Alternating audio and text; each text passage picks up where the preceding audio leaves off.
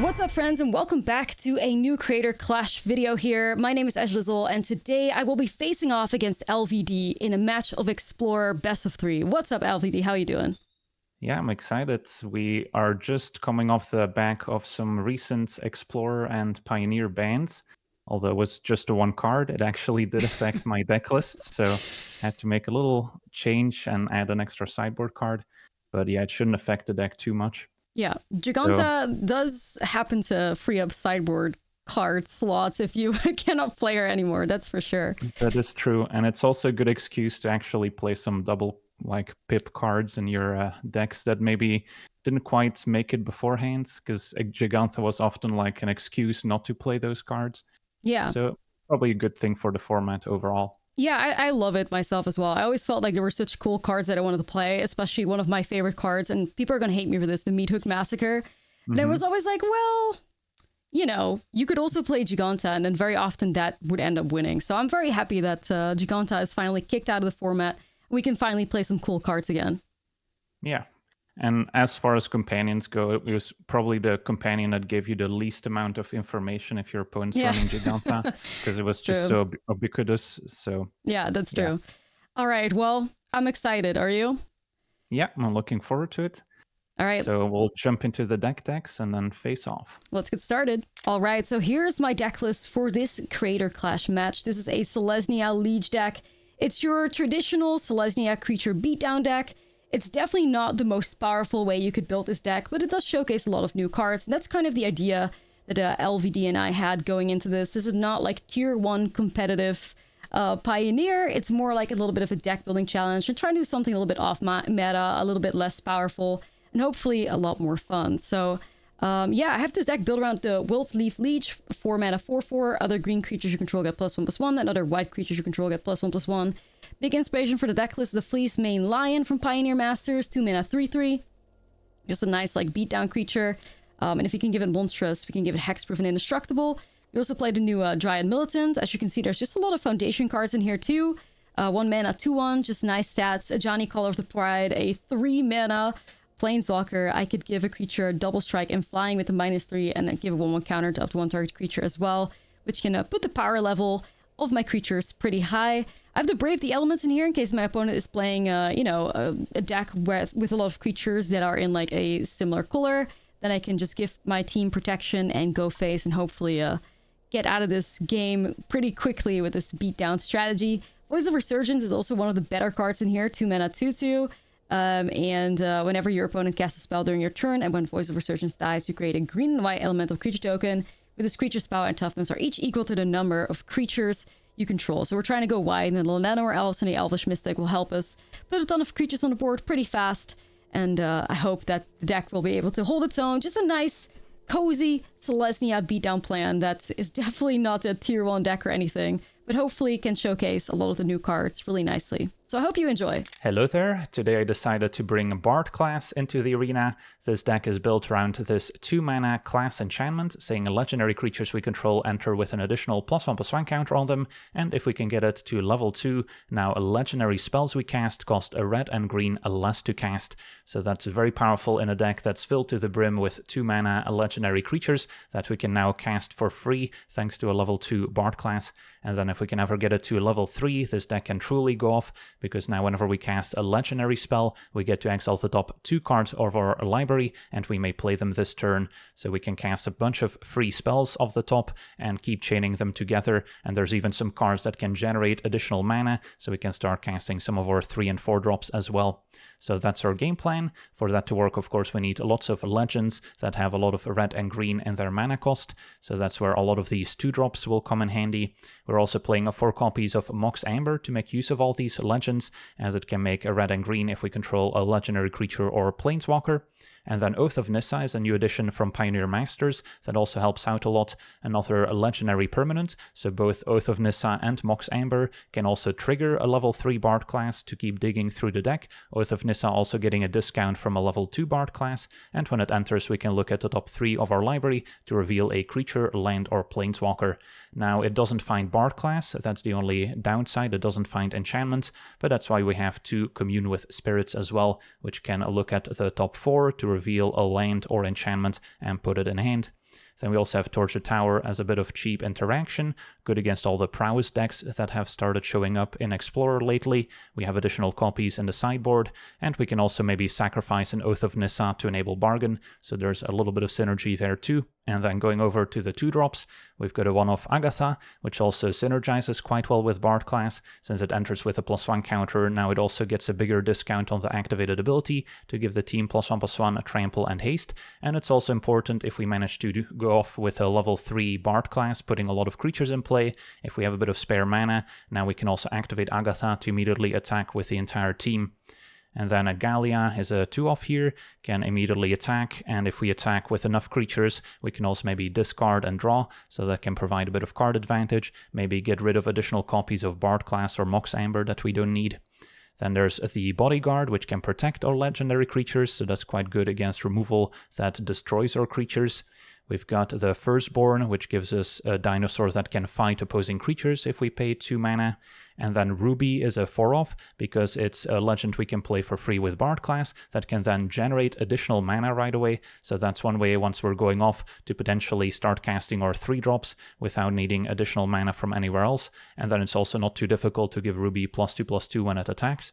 And then a Targnar can also benefit from the discount from Agatha, giving it double power and toughness, and when it attacks with Pack Tactics can also pump up our other attacking creatures. And then we have our 3-drops, including Burgi, which can generate additional red mana whenever we cast spells, so that also makes it easier to chain together a lot of spells with a level 3 Bard class, and occasionally we can also play the Horn of Bounty at 5 mana. We've got Domri, which gives additional mana with the +1 ability, and can also pump up our creatures with a passive, while giving additional removal with a -2 by letting creatures fight, so it kind of does it all. Colossus, God of Destiny, can also be easy to enable thanks to all the red and green devotion. And then a 4/5 Indestructible isn't bad, can also give us some graveyard hate while maybe pinging the opponent and gaining some life. And then a Miglos gives us some main deck enchantment and artifact removal by removing those oil counters, can also benefit from Agatha on the battlefield. And then a Samut can give us additional card advantage and also plays well with the other hasty creatures in the deck. And then at 4 mana, we've got 2 copies of the Partners, another card to give our creatures additional power and toughness, also synergizes quite well with Bard class, since if the Partners start out with an additional counter, they can give our creatures 3 extra counters instead. And then, of course, Haste also synergizes with Samut. And then a Xenagos the Reveler, a way to give us a burst of mana with the +1 ability, so we can keep casting more spells, and the 0 ability can make hasty Satyr tokens, another card from Pioneer Masters. And then topping off our curve, we have another Samut, Voice of Dissent, another way to give our team haste if we manage to go off with level 3 Bard class, and also just a powerful creature in and of itself. And then the mana base has 2 copies of Boseiju, which also takes advantage of all the legends, so we can channel it for just a single green. Same with a Crucible of Defiance, maybe a little bit less important, but can still make some hasty tokens for us. And then we move on to the sideboard, where we have 2 copies of a Rending Volley to deal with blue and white creatures. We've got Torture Tower ×2, as we mentioned. Pick Your Poison, an efficient answer to flying creatures, artifacts, and enchantments. Shaper's Sanctuary comes in against decks with a lot of removal, so we get to draw a few cards. Cage can stop various effects, like graveyard decks, can also stop Transmogrify from cheating Atraxa onto the battlefield, can even come in against Collected Company. And then we've got some graveyard hate with Ghost Vacuum, as well as, I guess we already mentioned, Gravedigger's Cage. Then Shadow Spear, another legendary permanent to synergize with Bard class, can come in against burn decks, giving us a lifelink. And then a Pyroclasm, also good against small creature decks, dealing 2 to each creature. And then Cinder Vines, especially good now against all the Lotus Field combo decks that need to cast a lot of spells to win the game, and can also sacrifice it to destroy artifacts and enchantments. And then a Torpor Orb can shut down creatures' enter the battlefield abilities. There's not too many in the deck that have enter the battlefield abilities themselves, so we don't mind bringing this in. And finally, Rurik Thar, the Unbound, another card from Pioneer Masters that can also punish casting lots of non-creature spells, so great against combo and control strategies, as it will deal 6 damage to the opponent whenever they cast a non-creature spell. So yeah, that's a Gruul Bard class. Now let's jump into some games and see how the deck does. Alright, we get to be on the play, that's always nice. And no Bard class. Do have Gallia, Ruby. Oath of Nissa sadly doesn't find the Bard class, but it is a functional hand for not having our namesake card. So I think I'm still willing to give this a try. All right, here we go. Oh, we got our lion. We have to keep this, surely. And also, the turn 1 Elvish Mystic. That's what I care for as well. So yeah, looking pretty good. As long as we make sure that we can start off or like have access to the Brave the Elements too, that would be awesome. So let's do this. Keep 7. And then turn 1 Oath of Nissa. Look for a legend we don't already have. Yeah, I think Domri is reasonable since we have Ruby to ramp into it, so we don't need to land 3. And sadly, Bard class goes away here. But yeah, I'll take Domri. Wow. Domri! I have not seen that in a very long time. I'm so excited. Okay, so let's put this Temple Garden in play and let's go with our Elvish Mystic. And green-white, Elvish Mystic, okay. And there's a Bard class, that's perfect. So I'm not going to waste any time. Now, green-white could have cards like Skyclave Apparition to exile or enchantment. So hopefully that doesn't show up. I know what this is. Bard class? Okay, well, we have to be fast because if we don't, we're going to have a bad time. Yeah, so let's put that on white, and then I can do my lion and hold up the Brave the Elements as well, just to make sure I can protect my guy. Alright, Fleeceman Lion, so it could be a cat deck. So yeah, let's level this up and unload some of our creatures already. Can go Ruby. Tap it for mana. Play Domri, which makes a mana for Samut.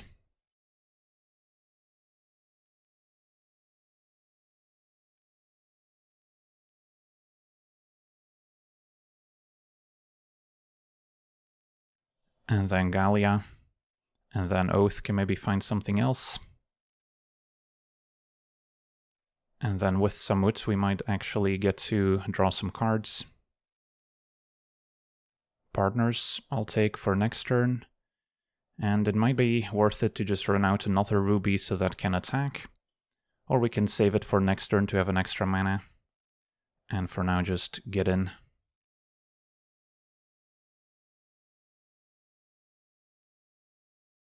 So that was a powerful turn. Brave the Elements will protect the Lion, so Gallia just dies. Fair enough. Still draw 1 card. And a Torture Tower. Could still decide to run it out second main. Could also save it to maybe take out the Fleece main next turn, so I'll just pass. Yeah, this is looking a little rough, I will not lie to you. That Bard class. The Bard class on turn 2, like, that's how the whole deck, like, works, right? So with sideboarding, we'll definitely have to bring out the enchantment removal because Bard class is very hard for me to beat. I am just a regular stompy deck. It's not looking very cute for me. You know...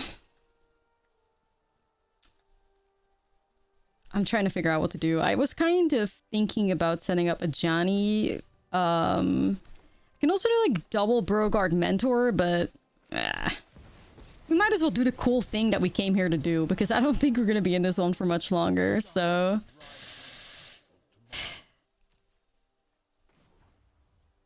Sure. Why? You know what? Why not? Let's get that, okay.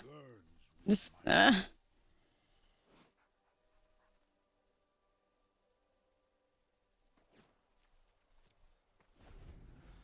So pass it back.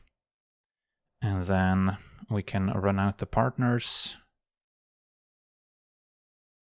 Can Torture Tower the Mystic perhaps as well. Yeah, let's maybe start there. Make sure there's no instant we need to play around.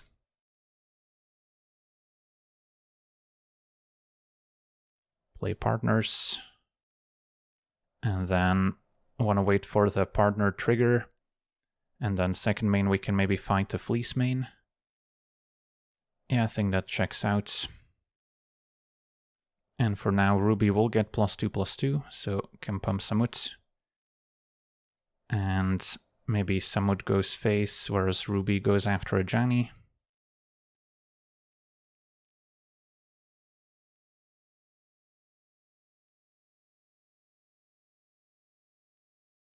And then now we can fight. Well, that ended up being a powerful turn as well. But yeah, without Bard class, none of this would have happened. And there we have it. In game 1. Alright, I'm getting out of here. I just can't beat that. I got two... No. I mean, I don't know. Like, I could have flown to Domri, but like, it wouldn't have changed much anyways, I don't think. So, assuming a green-white cat deck, Pyroclasm seems worth it. Maybe Shadow Spear. Don't expect a ton of removal, so won't need Sanctuary. Don't expect a ton of artifacts and enchantments. Don't really need Graveyard Hate. Gravedigger's Cage could stop Collected Company, which, you know, has a decent chance of being in their deck. So maybe we'll try that one. And then Double Torch the Tower is another card I'm considering, especially on the draw. And then Oath of Nissa. I could see shaving a copy since we added some non-creature and planeswalkers in the deck as well. Maybe we don't need Samut Voice of Dissent. On the draw again, might be a little slow. And then what else can we cut? Maybe the fight here is also not going to be all that great. It is still good against smaller mana elves, but the cats can get quite large as well. And then maybe cut another Oath of Nissa. It is a card I'm usually okay shaving. Don't hate the God of Destiny, has a large blocker potentially. Xenagos might also be a little weaker on the draw when we're behind on board. And it's difficult to protect planeswalkers. So something along these lines. And then no Shadow Spear. It's not really a burn deck, but of course life gain can come in handy. And then what do we think of Torpor Orb? A lot of cats don't have ETB effects, I don't think we need it, but there are certainly a few that might have an enter the battlefield ability we can shut down. So we'll see how this goes. I think our only shot is to make sure that we can remove the Bard class, because I don't think we can win without it. So that's kind of where we have to be at, because that was just the beatdown. I couldn't really do much there. So yeah, sacrifice enchantment of their choice, that'll help. The Knight of Autumn is also going to be able to get rid of an enchantment here. I mean, Brutal Cathar can get rid of some creatures. I think Portable Hole gets rid of some creatures as well. We'll mess around with that too. Spellbinder is not going to be fast enough, I don't think. We have the Cathar Commando. Yeah, I'll go in with the Brutal Cathars too. Like, we have to just... we have to come up with something, right? Like... I'll get rid of the Brave the Elements, probably. Yeah, I wasn't a really big fan of a Ajani there. I mean, the Double Strike and Flying could have done something. Like I said, I could have taken out Domri, but then you have a tapped creature, which doesn't really work. But then plussing with 1/1 counter also didn't do much. Developing 2 Burrow Guards also wouldn't have done much, because everything would have been a higher power. It's just... I don't think there was really a way out of us, out of that one for us, to be fair. Get rid of some of the ramp cards there, and maybe just this one. We're gonna have to try. Alright, hopefully we can find some enchantment removal. We do! We might be able to win! Alright, no Bard class, but still a functional hand. Might be a little slow on the draw without any real interaction. So I could still mulligan just to look for Pyroclasm, Torch the Tower, and get another glimpse at Bard class. Although after sideboard we can of course expect some enchantment removal as well. So I don't want to keep a hand solely based on Bard class being in it. That being said, this hand's still kinda medium. Alright, I'll try this one. 1 Gallia can go. And then hoping Pyroclasm is good. Okay, here we go. The best start Llanowar Elves. Mox Amber helps, but don't need to show it just yet, since it might eat an answer to artifacts otherwise. All right, let's get ourselves some white mana here. Let's do Elvish Mystic. And I'm going to follow that up with the Beauregard Mentor, and then we're just going to get on the board and hopefully get rid of a Bard class. And a Mentor, alright. Well, this Pyroclasm is going to be brutal. A nice 3-for-1. Okay, I did not know we were going to do that. Cool. And then next turn we can play Gallia, Mox Amber, Cage.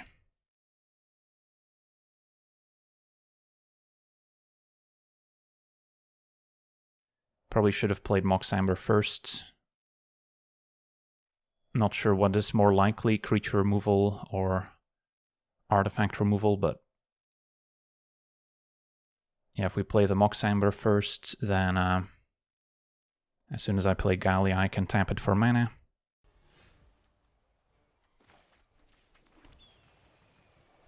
Yeah, I could have hit that with Portable Hole. I'll probably just do Weirfox Bodyguard and grab it, I think.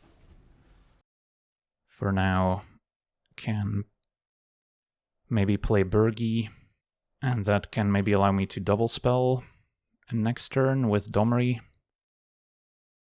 Yeah, that seems fine, so just hit for 2. Possible we encounter some flash creatures. Bodyguard, fair enough. So, prefer Burgi sticking around, but now I will have to take 2 damage for Mox Amber to work. So play Burgi and pass. Okay, Burgi. I feel like almost I should have sequenced it the other way around. Let's see. I could fight it. I could put a 1/1 counter on it and then fight it, but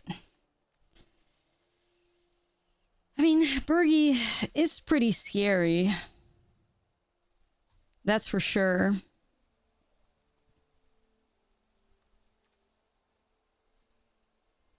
But then I would give the Gallia back, but then I could also hit that with Portable Hole. I'd have to give up my creature though, but it might be worth doing, honestly. Yeah, you know what? I think I will.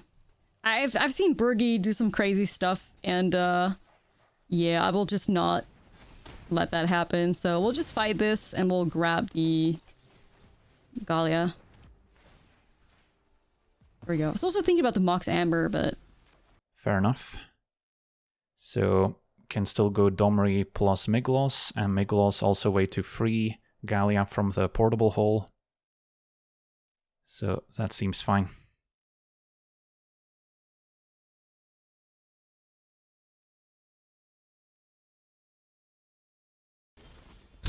man, I'll never be able to financially recover from that Pyroclasm. Man. Yeah, that's bad too. So that's gonna be able to get rid of my Portable Hole. I got this, but yeah. Okay, I'll just put the Voice of Resurgence in play, I guess. A Voice of Resurgence, that's fine. Could fight it, don't really feel the need to. Although I guess it does get in the way of Gallia. So, yeah, we want to destroy the Portable Hole. And then now if I were to fight, a 1/1 doesn't block Gallia profitably.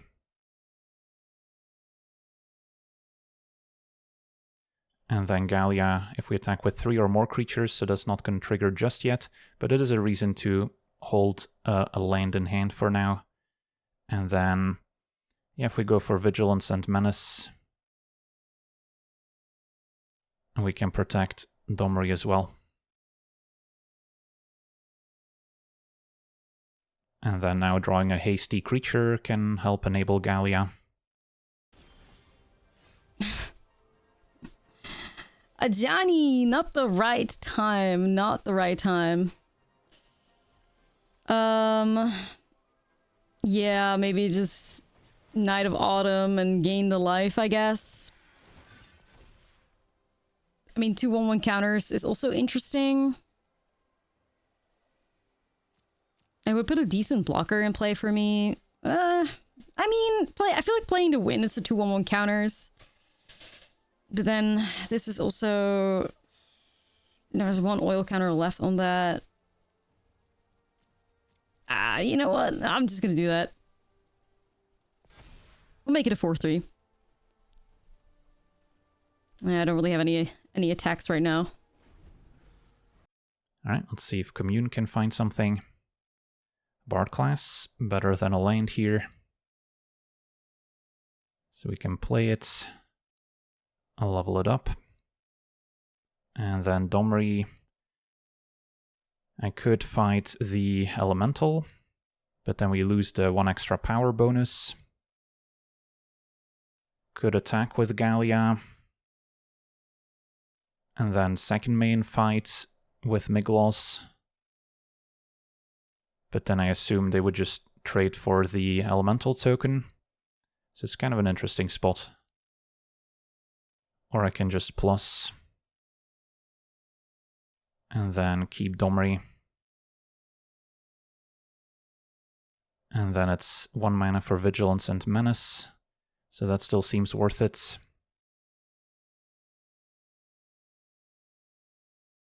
And then keep Gallia back.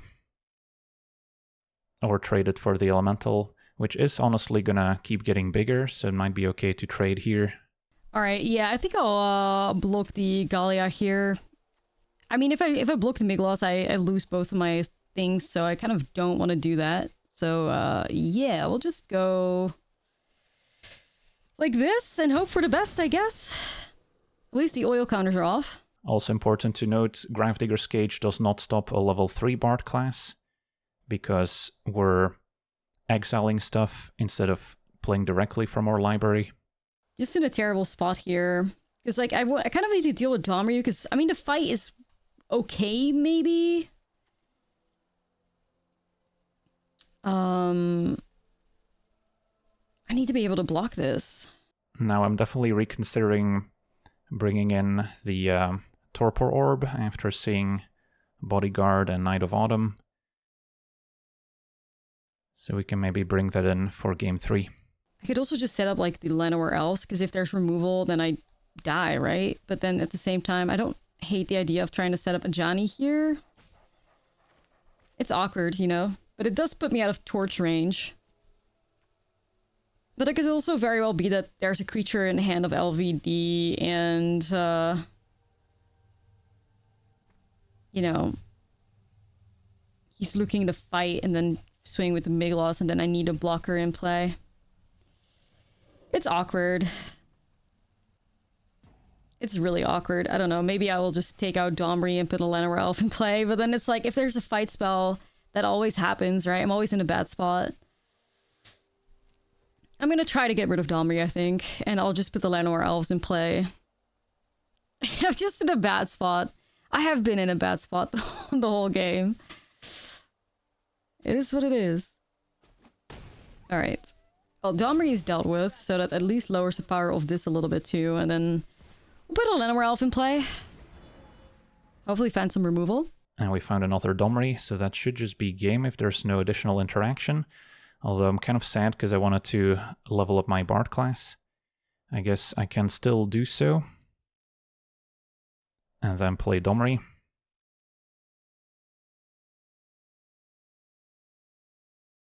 Trigger Bard class, so we at least got one trigger out of it. Get our free Mox Amber, which triggers Bard class. Alright, and now we're off to the races with double Ruby. So we at least get to enjoy our Bard class combo a little bit. Play the Bodyguard. Alright. We're just showing off at this point. And then Domri can fight. And attack.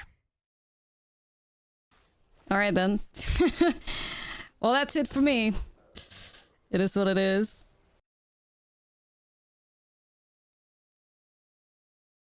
And there we have it. So well-timed Pyroclasm definitely made a difference this game. All right, we're back. And yeah, those games were maybe a little bit one-sided, but it did showcase quite a few cards from Pioneer Masters from both decks. So definitely a set that introduced a lot of cards for the format, for Explorer, but even if you enjoy some more casual formats like Brawl, there's a lot of fun to be had in the Pioneer Masters set. Any cards you particularly enjoy that have been released? I mean, there's a lot of like, you know, fan favorites out there, like Chain to the Rocks and stuff, but we try to give you guys a little bit more like off meta, more like exciting decks in this. And unfortunately, you know, sometimes you have games like this and it doesn't still really work out, but yeah, I mean, I had the new Fleece Main Lion in there, which I think is just a fun card to play with too. So that was my Pioneer Masters card of choice, and also some Planeswalkers that I couldn't really showcase, but you know, those I enjoy. Yeah, I remember when Fleece Main Lion came out way back in Theros. It was quite an upgrade over Watchwolf, 2-mana 3/3. But even now, like Fleece Main Lion, definitely a good card, but it feels like there's a bit of power creep happening for sure in the later years. Yeah. So it's not always easy to slot it in decks. Yeah, that's true. Yeah, when I saw it, I was first thinking you were maybe on like a cat deck, and I had to prepare for that, which is also why I brought in the Gravedigger's Cage to maybe stop Collected Company. No. It can be good in a cat deck. No, But no, I guess, no. I didn't throw that power in this deck list. No, I didn't. Yeah, I guess maybe Kahira would have been more of a giveaway if you were on cats. Yeah. But then I guess you can play the elves, so it's a bit of a balancing act there. Mm-hmm. All right, well, any additional closing remarks here before we wrap it up? No, I mean, thanks for playing me. Congratulations on the win, and may we see each other again in one of these. Yeah, good games, and thank you for watching. Make sure to check out Pioneer Masters on MTG Arena.